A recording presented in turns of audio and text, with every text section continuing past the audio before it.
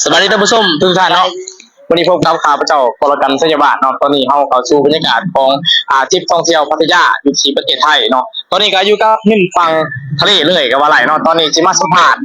ทีมงานบริษัทพาสโกลาวเพื่อนเป็นก็เป็นตัวแทนคุยกับนาโนรายใหญ่เนาะที่เพิ่นเดินทางร่วมกับเฮาในครั้งนี้เนาะอยากถามความรู้สึกประทับใจเนี่ยใดเนาะที่ว่ามาร่วมกับเฮาครั้งนี้เนาะสวัสดีอาจารย์แนะนำชื่อได้ดี สบายดีเนาะข้าพเจ้าซื้อสายพลวงประเสริฐเนาะซึ่งว่าเป็นสมาชิกบริษัทพาสโกลาวเนาะคือว่ามื้อนี้นั่นเขาจะเฮาก็ได้มาเที่ยวเนาะที่พัทยาเนาะอันนี้แม่นเพิ่นเอิ้นว่าหาดบางแสนนั่นเนาะคือว่าประทับใจหลายเนาะเพราะว่าเฮาในทริปนี้มันทันได้เที่ยวหลายบ่อนล่ะหลายเนาะจ้ะมีสาเหตุเดียวเฮาได้มาครั้งนี้เฮา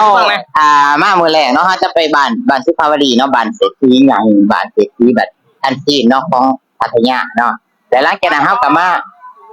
ลินสวนน้ำเนาะอยู่ทะเลอยู่เขาขับอยู่โรงแรมรัฐิตเนาะแล้วก็มื้อนี้เฮาก็ได้ไป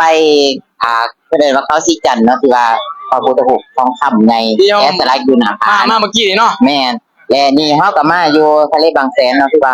ทีมงานเฮาแม่นเบิดล่ะครับมาจักคนอาจารย์โอ้3รถบัสเนาะ100ป้ายทุกคนโอ้หลายเนาะที่ว่าในบริเวณนี่แม่นเบิดเนาะแม่นเบิดนี่เมาหาเด้อเนาะที่ว่าทุกคนตื่นเต้นหลายเพราะว่าอยู่นี่แม่นบอนที่ว่าต่างประเทศหรือว่านักท่องเที่ยวหลายที่สุดเนาะอาจารย์เนาะสำหรับผู้ใดอยากมาเที่ยวคือเฮาสิฝากจังได๋ฝากด้วยอันนี้เนาะบ่ยากเนาะมีแต่ว่าถ้าว่าผู้ใดบ่ทันมีรหัสหยังก็แม่นสมัครเข้ามาแล้วก็เฮามีแต่บริษัทเฮาแม่นเป็นบริษัทขายปุ๋ยซื้อเนาะซื้อปุ๋ยเนาะซื้อปุ๋ยอยู่ในนี่แม่น2 ตันคือมานี่แม่น2 ตันแม่นแล้วยังมีอีกเฮายังมีอีก2ทริปหน้าคือทริปล่องเรือแม่น้ำเจ้าพระยาเดือนไหนจันเดือนไหนเดือน2แม่นบ่เดือน3และเดือน2แม่นเฮาทริปไปไสเดือน2ก็แม่นไปเชียงใหม่แม่นเชียงใหม่เชียงรายเนาะอันนั้นแม่นตื่นเต้นแฮงตัวนั้นแม่นไผอยากไปแม่น6 ตันเนาะโอเคแต่ว่าเพิ่นไปนี่การเดินทางเพิ่นแม่นบ่ได้ไปรถบัสแม่น